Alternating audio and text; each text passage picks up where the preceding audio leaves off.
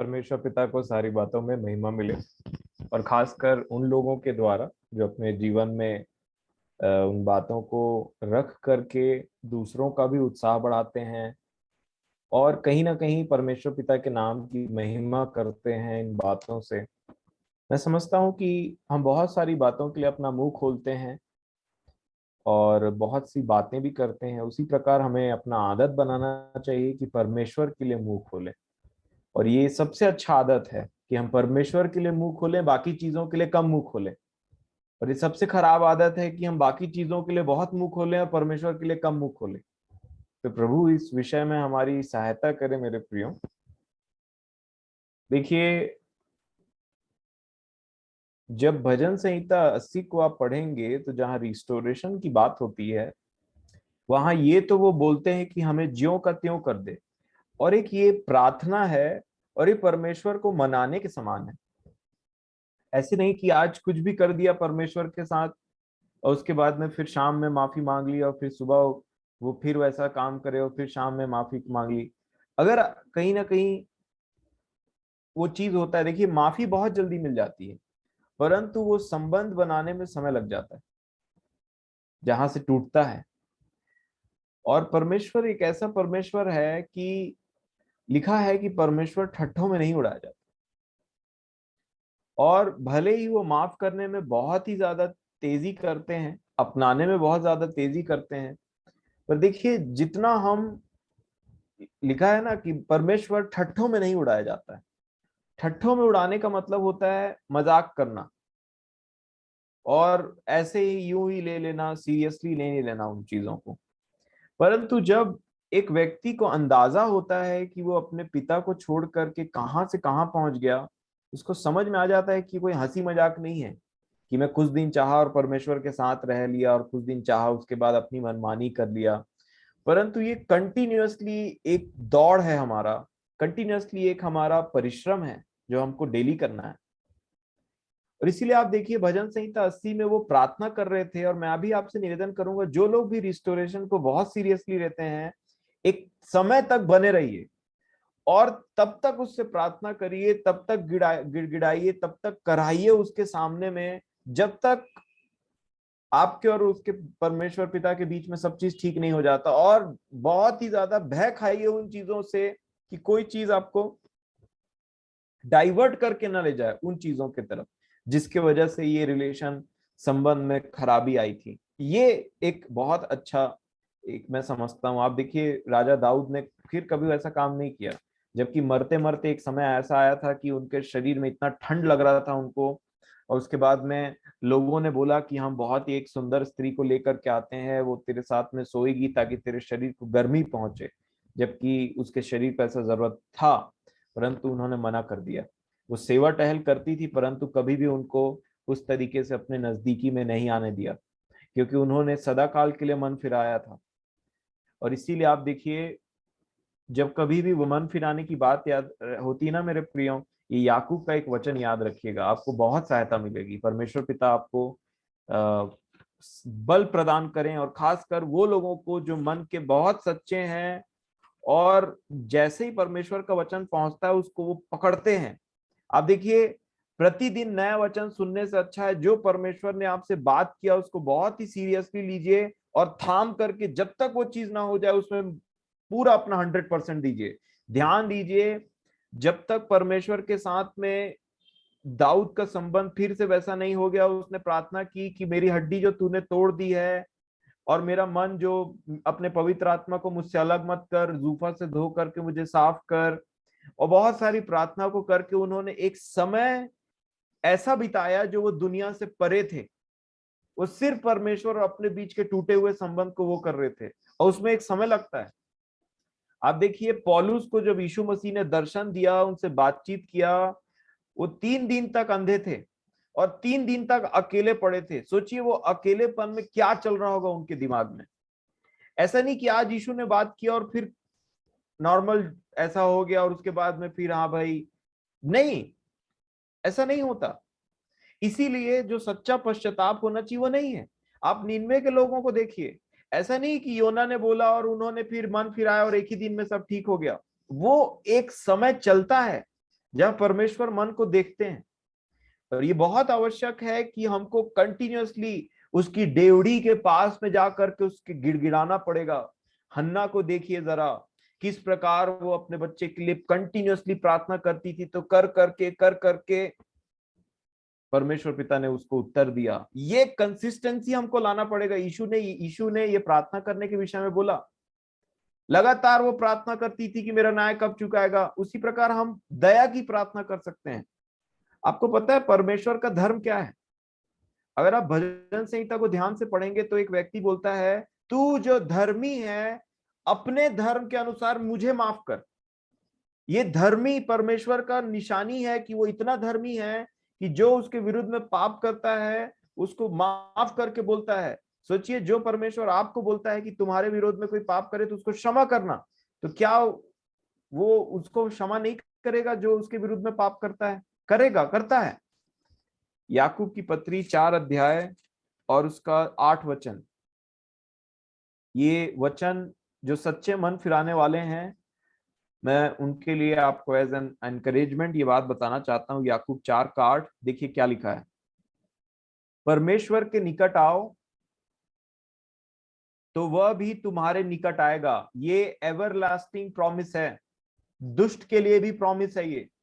अगर वो अपनी बुरी चाल से फिरे और परमेश्वर के निकट आए तो परमेश्वर भी उसके निकट आएगा। ये प्रॉमिस कभी नहीं बदल सकता। इसीलिए परमेश्वर का धीरज रूपी धन बहुत बड़ा है। और आगे क्या लिखा है, हे पापियों, देखिए क्या लिखा है ध्यान से, हे पापियों अपने हाथ शुद्ध करो और हे दुचित्ते लोगों अपने हृदय को पवित्र करो। ये हाथ पैर ये सब को शुद्ध होने की जरूरत है। परंतु यहां पे देखिए क्या लिखा, अपने हृदय को पवित्र करो। कई बार जब हम इस तरीके से गिरते हैं या फिर परमेश्वर से दूर होते हैं, आपको पता है सबसे पहला चीज क्या होता है? हृदय करप्ट होता है।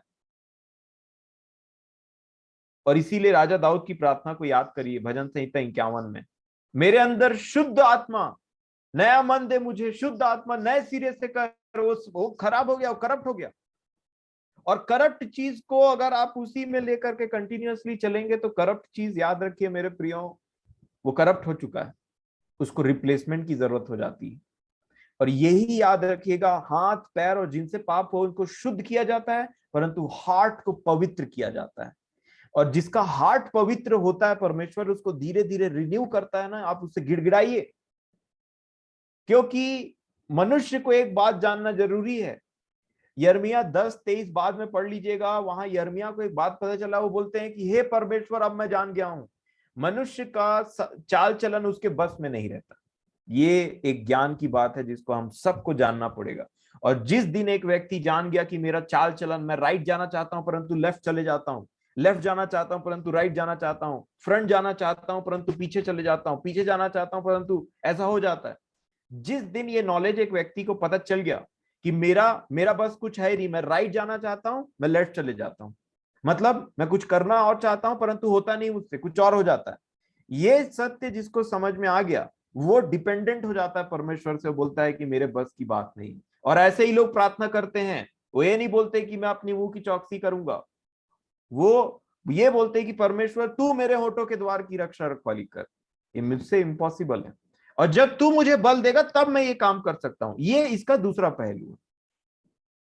आप देखिए भजन संहिता 80 को आप पढ़ेंगे तो वहां पे उन लोगों ने जो प्रार्थना किया कि हमें ज्यों का त्यों कर दे, है ना, उसके साथ एक और सेंटेंस बोला तीनों वचन में, अपने मुख का प्रकाश हम पर चमका कि हमारा उद्धार हो जाए। ये मुख का प्रकाश रिस्टोरेशन के लिए बहुत जरूरी है मेरे प्रियो। अच्छा बताइए कि यीशु को सूरज का रूप बताया गया है कि नहीं बताया गया है? धर्म का सूरज बोला गया है कि नहीं बोला गया है? यीशु सूरज का प्रतीक है। और आप देखिए ये क्या प्रार्थना कर रहे हैं, अपने मुख का प्रकाश हम पर चमका कि तेरा हमारा हमारा उद्धार हो जाएगा। अभी विजय अंकल ने क्या वचन पढ़ा कि परमेश्वर जो दुष्ट है उसके विमुख रहता है। विमुख का मतलब क्या होता है? मान लीजिए दुष्ट इधर खड़ा है तो परमेश्वर जस्ट उसके अपोजिट साइड उधर मुंह करके खड़ा, मतलब पीठ दिखा रहा है। और मान लीजिए कि मैं और आप पृथ्वी में हैं, जैसा कि हम है भी, और सूरज का रोशनी है ना, सूरज मतलब धर्म का सूरज यीशु मसीह को बोला गया है। और ये क्या प्रार्थना करें रिस्टोरेशन के लिए कि हम पर अपने मुख का प्रकाश चमका कि हमारा उद्धार हो जाएगा। तो प्रकाश धरती पे दो रीजन से नहीं चमकता है, याद रखिएगा। दो चीजों को आप याद रखिएगा जो प्रभु ने मुझसे बातचीत किया, मैं आपसे शेयर करना चाहता हूं ताकि आप भी उस पर मनन करें। पहला, प्रकाश धरती पे सबसे पहले इसलिए नहीं चमकता है कि सूरज और पृथ्वी में जो भी चीज है जो उसकी रोशनी को पाने की कोशिश कर रहा है, उन दोनों के बीच में बादल आ जाए।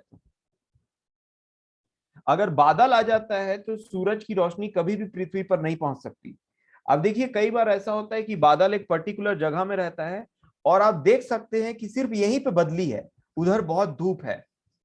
और उसी प्रकार होता है कि कई बार लोगों को यीशु का प्रॉपर प्रकाशन मिलते रहता है, लेकिन जहां पे कुछ लोग हैं जो बादल के घेरे में हैं, मैं आपको बताना चाहता हूं उन लोगों को उसका प्रकाश नहीं पहुंचता है। और वो लोग देखते रहते हैं कि हमारे यहाँ पे बदली है, लेकिन वहां दूर में देखो कैसा रोशनी पड़ रहा है, बादल। अभी मैं इस पे इन बातों में बहुत ज्यादा डीपली नहीं जाना चाहता, लेकिन आपको कुछ वचन इसलिए बताऊंगा कि आप ये ना सोचे कि ये मेरी मन की कल्पनाएं हैं। मैं कभी भी वो बातों पर भरोसा नहीं करता, चाहे मेरा बुद्धि बोले चाहे कोई और बोले, जब तक वो वचन से रिलेटेड ना हो। आप देखिए विलाप गीत में ये यिर्मयाह नबी ने एक प्रार्थना किया। आप जानते हैं कि विलाप गीत बोलने से सिर्फ रोना, छाती पीटना और बहुत सारी मुसीबतों का वर्णन है। विलाप गीत की पुस्तक 3 अध्याय और उसका 43 और 44 वचन। विलाप गीत 3 उसका 43 और 44। देखिए बड़े ध्यान से समझिएगा। कुछ बातों को मैं इसलिए इसलिए बोलता हूं क्योंकि कई बार जब आप रिफरेंस देते हैं ना वचन से, तो बहुत समय हो जाता है मेरे प्रिय, और वो कभी कभी फ्लो बिगड़ जाता है। परंतु रेफरेंस देना इसलिए जरूरी है ताकि मैं खुद अपनी बुद्धि का सहारा न लूं, और ना भी आप भी आप ऐसी बुद्धि को सुने जो अपनी मन समझ का सहारा लेता है। देखिए क्या लिखा है विलाप गीत 3:43 और 44 में। 43 देखिए, विलाप गीत बोलने से ये पाप को झेल रहे हैं ये लोग, मतलब वो उन चीजों को झेल रहे हैं जो परमेश्वर ने बोला मत करना मत करना, और इन्होंने किया, उसके बाद में दुख को झेल रहे हैं। विलाप लिखा है 43 में, तेरा कोप हम पर है, तू हमारे पीछे पड़ा है, तूने बिना तरस खाए घात किया है। अब 44 को जरा ध्यान से देखिए, तूने अपने को मेघ से घेर लिया है कि तुझ तक प्रार्थना ना पहुंच सके। मेघ से घेर लिया है मतलब जब हम प्रार्थना करते हैं तो तेरे प्रकाश और हमारे बीच में ये मेघ आ जाता है। ये भजन संहिता 80 में बार बार इसलिए प्रार्थना कर रहे हैं, अपने मुख का प्रकाश चमका, अपने मुख का प्रकाश चमका, क्योंकि पुराने नियम की सबसे बड़ी ब्लेसिंग में से ये एक है। परमेश्वर ने बोला था जब तुम लोगों को, इजरायलियों को आशीर्वाद दोगे तो ये बोल करके देना कि परमेश्वर आने जाने में तेरी सहायता अब से लेकर के सदा तक करे। और उसके साथ में बोला कि परमेश्वर अपने मुख का प्रकाश तुझ पर चमकाए। और ये सबसे बड़ी आशीष थी, और ये इनको पता था, इसीलिए भजन संहिता में रिस्टोरेशन के लिए बोल रहे थे कि परमेश्वर ज्यों का त्यों अगर तू कर देगा ना, तो ज्यों का त्यों हमको कर दे, और जो प्रकाश आना है ना तेरे मुख से, उसके बीच में कुछ चीज आ गया। तो नंबर 1 ये है कि वो बादल आ गए हैं हमारे पास में, जिससे परमेश्वर ने अपने आप को घेर लिया है, और इसलिए प्रार्थनाएं सुनाई नहीं दे रही हैं। और बादल का मतलब होता है, एक बादल का मतलब होता है गवाह, और एक बादल का मतलब होता है पाप। परमेश्वर का क्रोध वो अपने आप को बादल में घेर लेता है और बोलता है इन लोगों की प्रार्थना मुझ तक ना पहुंचे, बादल से टकरा जाए। और आप देखिए, कभी भी मैं वही चीज समझा रहा था, अगर सूर्य का प्रकाश पृथ्वी में आने से रुकता है तो वो बादल की वजह से रुकता है। और नंबर 2, सूर्य का प्रकाश पृथ्वी पे आने से इसलिए रुकता है क्योंकि आप ध्यान से देखिए, सूर्य रिवॉल्व नहीं होता, वो अपने जगह में ज्यों का त्यों रहता है। पृथ्वी घूम जाती है, और पृथ्वी जब जब सूर्य से घूम के इधर उधर भागती है उसको प्रकाश मिलना बंद हो जाता है। और जब तक वो दोबारा घूम करके सूर्य के सामने नहीं आ जाती है, मतलब यही 180 पूरा घूम के, मतलब पूरा मन को फिराना, वही मैं बोल रहा था, एकदम से घूम के फिर जब तक नहीं आ जाती है, सूरज घूम के नहीं जाता वहां पे। सूरज की वो क्वालिटी नहीं है मेरे प्रिय, ये पृथ्वी का काम है, घूमते रहना घूमते रहना घूमते रहना। और जहां मैं और आप उससे घूमेंगे, उस सूर्य का प्रकाश नहीं मिलेगा मुझे और आपको, और जहां मैं और आप उसके पास घूम के वापस आ जाएंगे, वो तो ज्यों कहते हो वहीं का वहीं बना। आप देखिए, अयुब को लिखते, अयुब से बातें करते समय ना एलीहू ने अयुब को एक बात बोला था। देखिए क्या बोला। अयुब की पुस्तक 36 अध्याय और उसका 24 और 25 वचन पढ़ूंगा मैं। अयुब 36, 24 और 25 लिखा है, उसके कामों की महिमा और प्रशंसा स्मरण रख। ये एलीहू एक बहुत ही बुद्धिमान जवान था जो अयुब को बोल रहे थे। उसके कामों की महिमा और प्रशंसा स्मरण रख, जिसकी प्रशंसा का गीत मनुष्य गाते चले आए हैं। सब मनुष्य उसको ध्यान से देखते आए हैं। किसको? परमेश्वर को। लेकिन कैसे देखते आए हैं? और मनुष्य उसे दूर दूर से देखता है, दूर से देखता है, दूर से उसका समाचार सुना है, प्रैक्टिकल अनुभव नहीं हो पा रहा है, दूर दूर से जान रहा है। लेकिन यीशु मसीह के मुख के द्वारा वो हमको बताता है कि वो एग्जैक्टली कैसा है। हमको हमको समीपी में बुलाया। देखा है आपने इफिसियों में और पतरस में कैसी बात लिखी? पहले तो तुम दूर थे, अब करीब आ गए हो यीशु के द्वारा। और इसलिए मेरे प्रियो, मैं आपसे बोलना चाहता हूं, आपके अंदर जो वो जो इच्छा उत्पन्न हुई ना रिस्टोरेशन की, उसको कभी मत दबाइएगा जब तक रिस्टोरेशन ना हो जाए। भले एक दिन में ना हो, 2 दिन में ना हो, उसको मनाइए और बोलिए, परमेश्वर मेरे लिए आपके संबंध से ज्यादा और कोई चीज इंपॉर्टेंस नहीं रखता है। मैं मन में कराहते रहूंगा, भले मैं अपने डेली का काम करते रहूं, परंतु फिर भी मेरा मन कराहते रहेगा आपसे। वो प्रार्थना करेगा कि हमारा वो संबंध वापस से रिस्टोर हो, क्योंकि मुझे पता है कि मैं गिड़गिड़ाऊंगा और मुझे तेरी दया पे भरोसा है, तेरे धर्म में भरोसा है कि तू मुझे रिस्टोर कर देगा। और मैं आपको बताना चाह रहा हूं, जो एक चीज है जो बहुत सारे लोग मिस कर देते हैं, वो है उपवास, फास्टिंग। अब देखिए, अधिकतर लोगों ने फास्टिंग किया और फास्टिंग ने बहुत कुछ चेंज कर डाला, क्योंकि फास्टिंग का मतलब होता है हृदय फाड़ के रख देना अपने पास में। फास्टिंग से मत भागिए। अब देखिए यौन, चलिए आज का समय खत्म हो गया। प्रभु आपको आप सभी के साथ हो, और जो जो बातें हम सीख रहे हैं आप उन पर मनन करें। ये बातें किसी मनुष्य की नहीं है, ध्यान दीजिएगा और विश्वास कीजिएगा। और प्रभु, मैं आने वाले दिनों में आप सभी से एक्सपेक्ट करूंगा कि अपने जीवन की आप गवाहियां सामने में रखें, ताकि हर कोई आशीषित हो और हर कोई सामने आए। क्योंकि अगर आप पीछे पीछे जाते रहेंगे ना मेरे प्रियो, आपका मन डरेगा और थोड़ा सा हिचकिचाएगा कि अरे अब तो बहुत दिन हो गए कुछ बोले या फिर कुछ शेयर किए या तो फिर कुछ ऐसे नहीं। विश्वास करिए और उस मरे हुए विवेक को यीशु के लहू से धोइए और आ जाइए। भले थोड़ी सी बात रखिए, भले थोड़ा सा अपना पार्टिसिपेशन दिखाइए। ये अच्छी बात है, ये भी पार्टिसिपेशन है कि आप वचन के सुनने वाले हैं। परंतु मेरा आपसे निवेदन है, मेरी दिली इच्छा है कि मैं अपने परिवार के एक एक व्यक्तियों को आगे आते हुए देखूं और परमेश्वर की उस आनंद और शांति को महसूस करते हुए, जिससे मेरा हृदय, मेरा जो आनंद है वो आपको देख करके परिपूर्ण हो जाए। हम सब इसीलिए एक दूसरे को देख करके आनंदित होते हैं, क्योंकि अगला आनंदित है।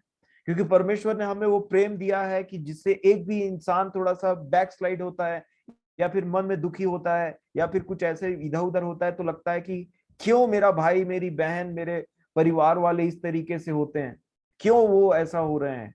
आइए सामने में आकर के परमेश्वर की महिमा कीजिए, करिए। एक एक दिन तो पार होते चले जा रहा है, जिंदगी बीत रही है, समय जाते जा रहा है। प्रभु मेरी और आपकी सहायता करें मेरे प्रियो। आप सभी को अपने शांति में, अपने अनुग्रह में बढ़ाता ले चले।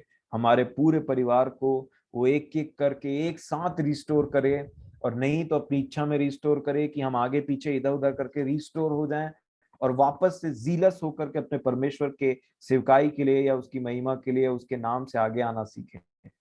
प्रभु आप सभी को ऐसा हृदय दे, रिस्टोर करे। वो अपने मुख का प्रकाश आप पर चमकाए, आपके परिवार पर चमकाए, ताकि उन जगहों में जहां अंधकार या फिर जो भी ऐसी बातें हैं वो सारा ब्राइट हो जाए और आप बोल सके कि परमेश्वर मेरी ज्योति है, मुझे किसका डर। वो मेरा उद्धार है, वो मेरी रोशनी है।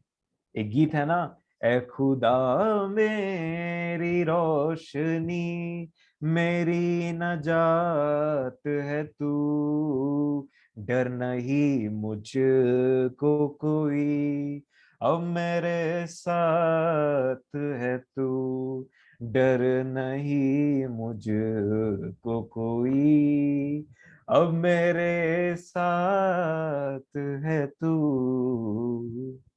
विश्वास करिए, वो दीवार गिरा भरे नहीं है, लेकिन परमेश्वर ने आपको बोला है कि जय जयकार करोगे, विश्वास करोगे तो जरूर गिर जाएगा।